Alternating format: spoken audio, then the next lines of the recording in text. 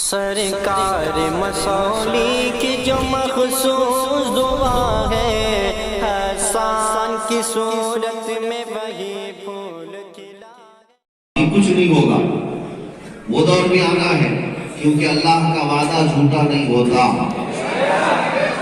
لِيُظْهِرَهُ عَلَى الدِّينِ كُلِّهِ، اللہ فرماتا ہے رسول کو اسی لیے بھیجا گیا تاکہ وہ پوری دنیا پر اپنا دین غالب کرے۔ 1400 سالوں میں آج تک پوری دنیا پر دین ابھی تک غالب نہیں آیا، پوری دنیا پر نہیں آیا۔ لہذا اس آیت پر عمل ہونا ہے تو قیامت سے قریب وہ دن آنا ہے۔ اب آپ کو ایک بات میں بتا دوں، جب کوئی ڈر اور خوف کسی کو ستاتا ہے تو سٹیا جاتا ہے، اول پھول بکنے لگتا ہے۔ تو یہ جو اول پھول بکتے ہوئے کسی پاکندی کو آپ نے یہ بھی سنا ہوگا کہ 2029 میں پردھان منتری مسلمان بن جائے گا۔ ہم نے تو کبھی یہ پلان نہیں بنایا۔ ہمارا حال تو یہ ہے کہ سیاست میں ہماری نمائندگی زیرو کے برابر ہے، اور جو لوگ گئے بھی ہیں بیچارے وہ کسی کی دھوتی میں بیٹھے یا ساڑی میں بیٹھے، یہ بھی پتا ہے آپ، ہماری نمائندگی زیرو کے برابر ہے۔ بات کرنے والے اس کا دکھا ہوں گے، باقی ہر کوئی اپنی پراپرٹی اپنی جائیداد کے لیے تو بات کرتا ہے، میرے نبی مختار کے لیے پارلیمنٹ میں بات کرنے والے نہیں ملتے الا ماشاءاللہ۔ میرے عزیزوں، بات مجھے یہ کرنی ہے کہ کس نے کہا کہ 8-9 سال کے بعد 10 سال کے بعد یہاں پر پرائم منسٹر مسلمان ہو جائے گا؟ کس نے کہا؟ ہم میں سے کس نے کہا؟ ہماری کون سی جماعت ہے؟ ہم نے کہاں ترتیب بنائی ہے، کہاں منصوبے بنائے ہیں، کہاں ترکیبیں بنائی ہیں؟ لیکن اگر مخالف خیمے میں یہ کھلبلی مچی ہے تو یہ ہو کر رہے گا۔ وجہ یہ ہے کہ جس آدمی کو جس بات سے ڈر لگتا ہے وہی سٹیا کر اول پھول بکتا بھی ہے۔ اب میں آپ کو یہ بشارت دینے آیا ہوں کہ قرآن کا وعدہ برحق ہے۔ اللہ نے فرمایا یہ دین غالب آ کر رہے گا، دین غالب آئے گا۔ وَلَوْ كَرِهَ الْمُشْرِكُونَ، اگرچہ کافر اس کو پسند نہیں کرتے، مشرکین اس کو نہیں چاہتے۔ آج آپ کو پتا ہے پوری دنیا کا اگر کوئی ٹارگٹ ہے تو صرف مسلمان۔ میرے آقا صلی اللہ تعالیٰ علیہ وسلم کی حدیث مبارک، ابو داؤد شریف کی حدیث ہے، نبی اکرم صلی اللہ تعالیٰ علیہ وسلم ارشاد فرماتے ہیں یوشک ان تداعی علیکم الامم کما تداعی، تم دیکھو کہ میری امت پر ساری قومیں ایسے جھپٹ پڑے گی جیسے بھوکا برتن پہ جھپٹتا ہے۔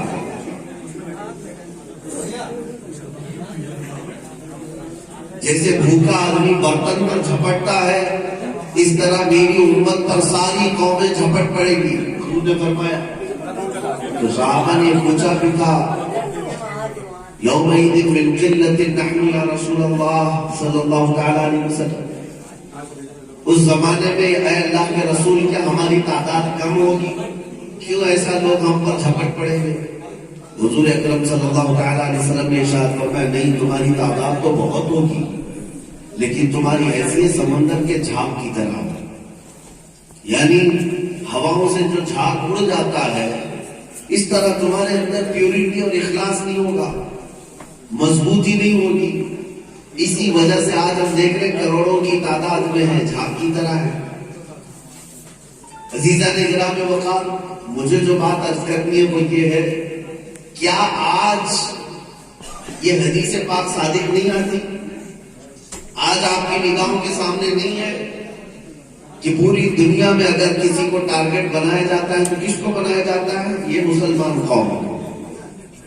اور دنیا کی ہیپوکریسی بھی اگر میں آپ کو بتاؤں، منافقت، یہ جتنی بھی چیزیں یہاں پر بنائی گئی ہیں خاص مسلمانوں کے لیے، اسلاموفوبیا ایک ورڈ بنا دیا گیا ہے۔ ڈکشنری میں اس طرح کا کوئی لفظ نہیں تھا لیکن اس کو گڑھ لیا گیا۔ اسلاموفوبیا آج پوری دنیا میں بہت زور شور سے چل رہا ہے۔ کیا ہے اسلاموفوبیا؟ باضابطہ اس پر تنظیمیں بنائی گئی ہیں مسلمانوں سے لوگوں کو ڈرانے کے لیے کہ مسلمان آتنکواد ہوتا ہے، مسلمان دہشت گرد ہوتا ہے۔ میں اپنی گفتگو ختم کر دوں، یہی انتظامات ہی ہوتے رہتے۔ میں اسٹوڈنٹس کے اس میں پروگرام میں آئے تو باضابطہ سلیقے کے ساتھ ہونا چاہیے۔ اب حضرات اگر سننے آئے ہیں تو خاموشی کے ساتھ سنیں. کمیٹی کے جو ذمہ دار حضرات ہیں ان سے گزارش کروں گا وہ تھوڑا دیکھ لیں کیا معاملات ہیں اور پیچھے جو لوگ شور شرابہ کرتے ہیں ان کو خاموش کریں. درود پاک پڑھ لیں.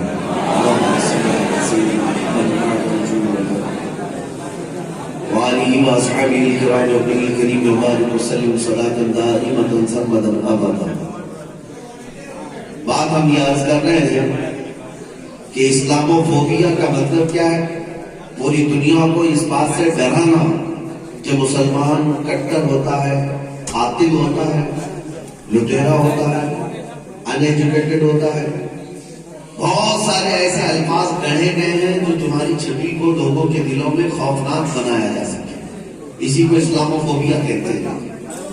آج میں آپ کو بتاؤں جتنی بھی اینٹی مسلم تنظیمیں کام کرتی ہیں، چاہے وہ ہندوستان ہی نہیں پوری دنیا بھر کی کسی بھی کنٹری میں اینٹی مسلم جو تنظیمیں کام کرتی ہیں، ان کو باضابطہ فنڈنگ ہوتی ہے، پمپنگ ہوتی ہے، بیکنگ ہوتی ہے. یہ یوں ہی گلی محلے سے اٹھ کھڑے نہیں ہوتی ہے تنظیمیں. باضابطہ ان کے لیے فنڈ مقرر کیا گیا ہے. امریکہ کی ایک بڑی تنظیم ہے مسلمانوں کے لیے، مسلمانوں کے حقوق کے لڑنے کے لیے ایک تنظیم انہوں نے بنائی ہے. اس تنظیم نے ان کا بہت سارا کچا چٹھا باہر نکالا کہ دنیا بھر کی اینٹی مسلم تنظیموں کو کس قدر امریکہ فنڈنگ کرتا ہے. جو بھی مسلمانوں کی چھوی خراب کرنے کے لیے محنت کرتے ہیں ان کو باضابطہ پیسے دیے جائیں گے، ان کو در پردہ حمایت کی جائے گی. عزیزان گرامی وقار، یہ سب جتنی آتنک کے نام پر، دہشت کے نام پر تنظیمیں بنی ہیں، یہ مسلمان محلوں سے بنائی ہوئی نہیں ہے. باضابطہ یہ دشمنوں نے ان کی تربیت کی اور بنا کر ہمارے محلوں میں چھوڑا ہے تاکہ یہ پوری دنیا میں ہماری چھوی کو خراب کر سکے. یہ یوں ہی نہیں آئے لشکر طیبہ ہو یا کوئی دوسری تنظیم ہو. باضابطہ ان کی فنڈنگ ہوتی ہے، باضابطہ طور پر ان کی مدد ہوتی ہے اور ان کو پالا جاتا ہے. ISIS کے نام پر پوری دنیا میں خوف پھیلایا گیا. آج تک کوئی یہ جانتا ہے کہ اس تنظیم کو بنایا کون تھا؟ ISIS کو فنڈنگ کون کرتا تھا؟ کون ان کی درپردہ حمایت کرتا تھا؟ ان کے بڑے بڑے لیڈر کہاں سے پڑھ کر کے آئے تھے؟ اس کی طرف لوگوں کو جانے نہیں دیا جاتا، کیونکہ جب اس کی تحقیق کریں گے تو پتہ چلے گا سارے سراغ سپر پاور سے ملتے ہیں. یہ پوری دنیا اگر ٹارگٹ بنائی ہے کس چیز کو؟ آپ کو بنائی ہے. اور میرے آقا نے فرمایا تھا حدیث پاک میں، ساری قومیں تو پر جھپٹ پڑیں گی، ایسے جھپٹیں گی جیسے بھوکا برتن پہ جھپٹتا ہے. یہودی اور عیسائی آپس میں بہت کٹر دشمن تھے، 2000 سال تک لڑتے رہے. یہودی اور عیسائی ایک دوسرے کے جانی دشمن ہیں. 3 مرتبہ عیسائیوں نے تو یہودیوں کا قتل عام کیا ہے، لاکھوں یہودیوں کو مارا ہے. ایک دوسرے کو گالی گلوچ کرتے ہیں. یہودی حضرت بی بی مریم کو معاذ اللہ برا بھلا کہتے ہیں، حضرت عیسیٰ کو گالیاں دیتے، اور عیسائی یہودیوں کو مارتے تھے. ہٹلر کا اور ٹائٹس کا، ہرکیولس کا، یہ پوری ہسٹری پڑھ کر کے دیکھیں انہوں نے یہودیوں کو کتنا قتل کیا ہے. ایک دوسرے کے جانی دشمن، سانپ نیولے کی طرح. لیکن جانتے ہیں پچھلے 100 سال سے یہ گہرے دوست بنے ہوئے ہیں. یہودی اور عیسائی دونوں دوست بن گئے. کیوں؟ دونوں نے اس بات پر اتفاق کر لیا کہ ہمارا مشترکہ دشمن اسلام ہے، ہم دونوں کا ٹارگٹ مسلمان ہے. اس بات پر اتفاق ہو گیا. آپ پوپ کسی یہودی کے خلاف نہیں بول سکتا اور یہودی کوئی عالم پوپ کے بارے میں نہیں بولتا، اس لیے کہ دونوں رننیتی ساتھ مل کر کے بنائیں گے. کس کے خلاف؟ مسلمانوں کے خلاف. اور ایک حقیقی بات میں آپ کو بتاؤں، میں نے چند دنوں قبل بھی یہ کہا تھا، ہمارے اس بھارت میں رہنے والے جو ہندو ہیں، اس میں لاکھوں کروڑوں لوگ سیکولر ہیں، وہ اپنی مرضی کے حساب سے جیتے ہیں. لیکن ان میں کچھ وہ لوگ ہیں جو کٹر ہیں. ظاہر سی بات ہے ان کے مذہب کے اعتبار سے اگر دیکھا جائے تو گائے کا گوشت ان کے لیے کھانا جائز نہیں، بلکہ اس کے لیے سخت سے سخت قانون بنے ہیں. گائے کے نام پر نہ جانے کتنے لوگوں کی موتیں ہو جاتی ہیں. یہ تو ہمارے یہاں روز کی دیکھنے والی بات ہے. گائے کھانے والا ان کے نزدیک ناپاک ہے، نجس ہے، جو کچھ بھی اس کا قتل بھی ہو جاتا ہے. لیکن یہی وہ لوگ ہیں جو یہودیوں سے سانٹ گانٹ کرتے ہیں، جو یہودی روز اٹھتے ہوئے گائے کا گوشت کھاتے ہیں. آج پتہ ہے دنیا میں سب سے زیادہ گائے کاٹنے والا میکڈونلڈ، سب سے زیادہ گائے کے گوشت پر دھندا کرنے والے یہودی ہیں، لیکن یہ ان کے گہرے دوست ہیں. کیوں دوست ہیں؟ اس لیے کہ دونوں کا ٹارگٹ مسلمان ہے، دونوں کا مشترکہ دشمن اسلام ہے. یہ بات میں آپ کو اس لیے سمجھانے آیا ہوں. پوری قومیں ایک طرف ہو جائیں گی اور مصطفیٰ کریم کی اس بھولی بھالی امت پر جھپٹ پڑے گی. آج وہ اپنی پوری طاقت کے اعتبار سے جھپٹے ہوئے ہیں، اپنے پیسوں کے حساب سے جھپٹے ہوئے ہیں. ایک طرف سپر پاور ہے، ایک طرف بڑی بڑی طاقتیں ہیں، ایک طرف ٹیکنالوجی کا دور ہے. یہ سب ہونے کے باوجود ہے مسلمانوں، تم جو زندہ سانسیں لے رہے ہو اور اللہ اکبر کہہ رہے ہو، یہ اس میں تمہاری اپنی طاقت نہیں، اللہ کی مدد ہے. اگر آج بھی تم سانس لے رہے ہو ساری طاقتوں کی مخالفت کے باوجود اور تمہارے سجدوں کے لیے اب بھی پیشانیاں آزاد ہیں، تو یہ صرف اور صرف میرے مولا کی اعانت اور مدد. وہ رب جب چاہتا ہے تو اپنے سب سے پیارے محبوب کو مکڑی کے جال سے بھی محفوظ رکھتا ہے، مکڑی کے جال کے ذریعے سے حفاظت کرتا ہے. اور جب وہ چاہتا ہے تو وقت کی طاغوتی طاقت کو مچھر سے بھی ہلاک کرتا ہے. رب تبارک و تعالیٰ کی حکمت ہے، وہ بے نیاز ہے.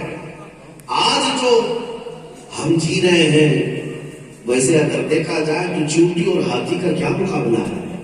ایک طرف ہمارے حالات ایسے ہیں کہ ہمارے حالات کو ریسرچ کرنے کے لیے باضابطہ کمیٹیاں بنائی گئی حکومت کی طرف سے، سچر کمیٹی، سری کرشنا کمیٹی، ریٹائرڈ جج اور ریٹائرڈ پروفیسرز مل کر کے پورے مسلمانوں کے حالات کو جمع کر کے کتابیں بنا ڈالی. اور ہندوستان کے مسلمانوں کے متعلق جو رپورٹ آئی ہے اس میں یہ کہا گیا ہے کہ یہ دلت قوم سے بھی زیادہ پچھڑے ہوئے ہیں. مسلمانوں کے حالات ہندوستان میں ساری بچھڑی ہوئی ذاتوں سے بھی نیچے ہیں. یعنی ان کے ایجوکیشن میں کمیاں بہت ہیں، ہر ڈپارٹمنٹ میں نمائندگی ان کی زیرو کے برابر ہے، نہ کے برابر ہے. ان کے ہاں غربت اور مفلسی بھی اور قرض کے معاملات اتنے زیادہ ہیں، اور پھر جرائم بھی زیادہ ہیں. لوگوں کے اندر یہ تمام باتیں رپورٹ میں آئی ہوئی، جو سچر کمیٹی کی رپورٹ آپ پڑھ کر کے دیکھیں، یا اس سے پہلے جو حکومتوں نے رپورٹ بنانے کے لیے لوگوں کو مقرر کیا. لیکن میں یہ کہتا ہوں میرے عزیزو، ایک طرف ہمارے حالات اتنے پسماندہ کہ گن کر کے ہمارے پاس کوئی صاحب ثروت نہیں ملتا جو دین کے لیے مخلص ہو، یا ایک عہدیدار نہیں ملتا جو میرے مصطفیٰ کی نمائندگی کرتا ہو، ایک سیاسی نیتا نہیں ملتا جو پوری قوم کی نمائندگی کرتا ہو.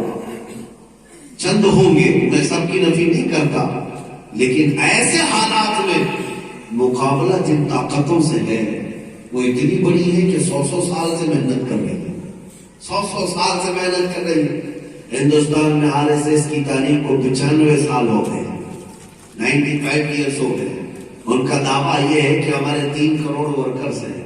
ان کا دعویٰ یہ ہے کہ ان کے ڈپارٹمنٹ میں ہر جگہ نمائندگی ہے. ظاہر سی بات ہے کہ آج حکومت تخت پر بیٹھی ہوئی پارٹیاں ان کی نمائندہ ہیں.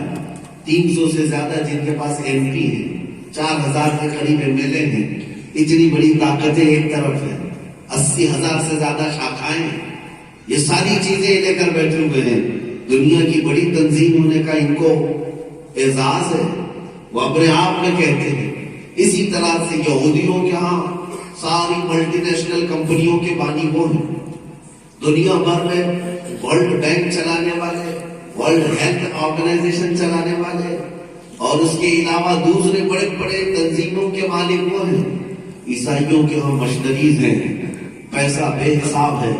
ان کی کنٹریاں باضابطہ مشنریز کو پیسہ فنڈ کرتی ہیں.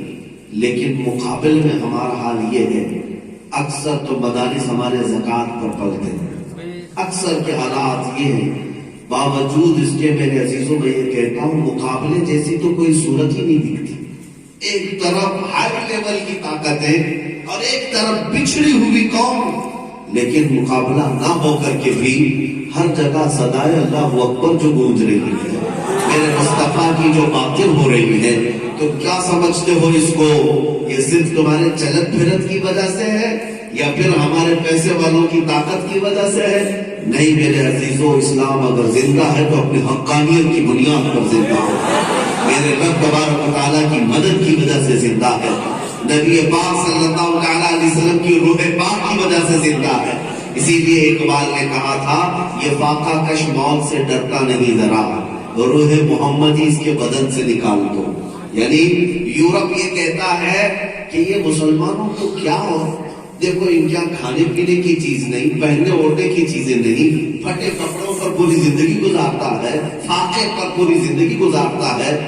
لیکن یورپ یہ کہتا ہے ان کو ہم نے سوشل اعتبار سے کمزور کیا, ان کو ہم نے فائنانس کے اعتبار سے کمزور کیا, ساری چیزیں. لیکن پھر جہاں دیکھو ایک پرچم لے کر یہ سب متحد نظر آتے ہیں. جب جمعہ آ جائے تو ان کی صفیں خود بخود بنتی ہے. جب عرفات کا میدان ہو ہر ملک سے لوگ پروانہ وار جمع ہوتے ہیں. آخر کون سی طاقت ہے جو انہیں پھر سے متحد کرتی ہے؟ تو یورپ کہتا ہے نہ ان کی پگڑی, نہ ان کی داڑھی, نہ ان کی ٹوپی, نہ ان کا جبہ, نہ ان کا مال, نہ ان کی اولاد انہیں متحد کرتی ہے. انہیں جو بات متحد کرتی ہے وہ روح محمدی ہے. نبی پاک صلی اللہ علیہ وسلم کی محبت ہے جو انہیں پھر سے متحد کرتی ہے. ہم نے دیکھا ہے بغداد 5 مرتبہ ٹوٹا بکھرا, مسلمانوں کے قتل عام سے دریائے دجلہ کو لال کر دیا گیا اور مسلمانوں کی کھوپڑیوں سے مینار بنا دیا گیا. بغداد کو 5 مرتبہ تباہ و برباد کیا گیا. طرابلس ٹوٹ گیا, غرناطہ بکھر گیا, قاہرہ کو کتنی مرتبہ توڑا گیا, ظالموں کے ہاتھوں سے کتنے مسلمانوں کا قتل عام ہوا. افغانستان کو 20 سال تک کیا نہیں کیا گیا, ہر طرح تختہ مشق بنایا گیا. لیکن پھر بھی الحمدللہ اسلام کل جیسا تھا آج پھر سے پھلتا پھولتا ہی نظر آتا ہے. جہاں دیکھو اسلام کی کثرت ہی کثرت ہے. یہ بات انہیں کھائے جا رہی ہے, یہ بات انہیں کھائے جاتی ہے. ساری بجلیاں ہم ان پر ڈالتے ہیں, اور اگر بڑھتا دنیا میں کوئی دین ہے تو اسلام ہی بڑھتا. ساری بجلیاں ان پر ڈالی جائیں, سارے پیٹرول میزائل ان پر ڈالے جائیں, لیکن دنیا میں اگر کہیں کوئی بولی ہوتی ہے تو مسلمانوں کی ہوتی ہے. عزیزان گرامی وقار, آپ نے دیکھا ہوگا آپ کے پردیش کے بخوا بابا نے کہا تھا کہ مسلمانوں مولانا لوگوں سے ڈرنے کی آوشکتا نہیں ہے, یہ جہاں جائیں گے شک کی نگاہ سے دیکھے جائیں گے. میں یہ کہتا ہوں آپ کو تو اتنی بڑی کرسی ملی ہے, ایک چھوٹے مولانا سے ڈر کیوں آپ کو؟ ارے اتنے بڑے عہدے پر بیٹھنے والے کو اگر مولانا سے ڈر لگ رہا ہے, مولانا کا حال تو سب کو پتا ہے. یہ 3,000 5,000 10,000 میں پوری زندگی گزارنے والا, لیکن وقت کے سی ایم کو بھی اگر ڈر لگتا ہے تو وہی بات ہے کہ لومڑی کی جب موت آتی ہے تو شہر کے قریب آتی ہے. چراغ بجھنے والا ہوتا ہے تو پھڑپھڑا تک زیادہ ہے. یہ تمہارا اندرونی خوف یہ بتا رہا ہے کہ آج بھی یہ فاقہ کش علماء اللہ نے ان کو اتنی طاقت عطا کی ہے کہ جب یہ کھڑے ہو جائے تو زیر و زبر کر دے اور پوری دنیا میں ایک انقلاب کی ہوا چلا سکتے ہیں. میرے عزیزوں, ہندوستان کی آزادی کی تاریخ میں ان پاکمیوں نے پڑھی ہوگی.